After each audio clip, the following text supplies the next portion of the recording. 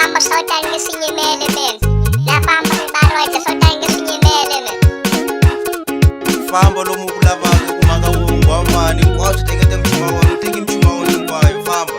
Yeah, Mr. Rogers lweyo na Cesar Man leswo sweka mtawutwa munye.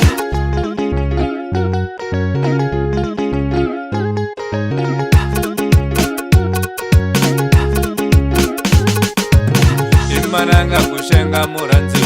Uti ya unitsika wena Imananga kushenga muranzi Uti ya unitsika wena Imananga kushenga muranzi Uti ya unitsika wena Ufamba uyaranza madalo Unitsika mina Ufamba uyaranza madalo Unitsika mina Ufamba uyaranza madalo Unitsika mina Asida litatlanga iwenu Litatlanga iwena Asida litatlanga iwenu Litatlanga iwena Asida litatlanga iwenu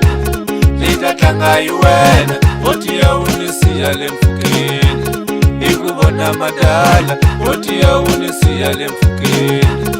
Ikubona madala Oti ya unisiya lemfukeni Ikubona madala Oti ya unisika muranzi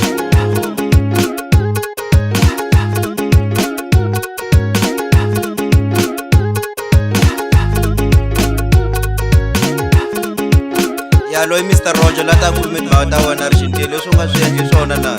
u nga si ku tekete mchumolo u famba ni nga ku olovisa nge mhaka muni ta nyiketa munghana wa mina ta ni pfuna ka swin'wana ta vuye swona. Ya mina Cesar Man o nghena hi matimba n'wana bava hi ntiyisi leyo n'wina wa masati kahle kahle ntiyi swa ku tingoni ta n'wina tikati ku kahle a swi endleyo muchuma ongeleyo loko swi tiva swa ku wena ni wanuna mun'wana na koti u dlala muchuma lowanuna hileswaku wena se bati se wun'wana u nga muchayela ka lowanuna majokhe famba ka tona ku vava ka swo sweswo a ta nghena Man leswi swa mu byelaka Mr. Rogers. Yalo Mr. Roger nga nghena swoswi wa rishintile ta mali ya mina leyo ni nga ku yisa ka tinyanga eka hinkwaswo leswi u nga karhi ni ku endletela swi lava and mu hakela muchuma wa mina mu nga yi dlayetela ma-TV ma-DVD ni general ta mina yi lava yi hakeli lowanuna a dya wasi lomu nga yi hakeli mutwa no ku vava ta mi nghena hi matimba and sweswi ni nga ta chipa ni wuye hi matimba Mr. Roger kuta swi wena khosa ni ku chavi futhi we madala wa pandla wena la ni to hlangana kona wena ku ta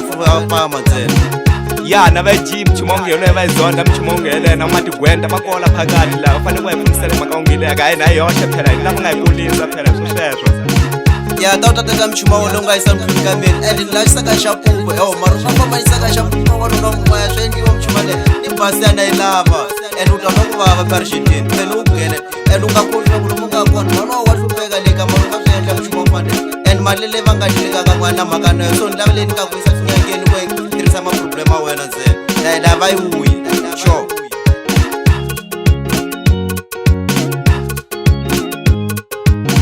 Imananga kushenga muranzi Uti ya unitsika wena Imananga kushenga muranzi Uti ya unitsika wena Imananga kushenga muranzi Uti ya unitsika wena Ufamba uyaranza madalo Unitsika mina Ufamba uyaranza madalo Unitsika mina Ufamba uyaranza madalo Unitsika mina Asida litatlanga iwenu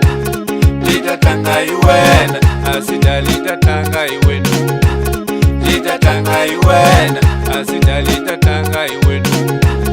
Litatlanga iwena Oti ya unisiya lemfukeni Ikubona madala Oti ya unisiya lemfukeni Ikubona madala Oti ya unisiya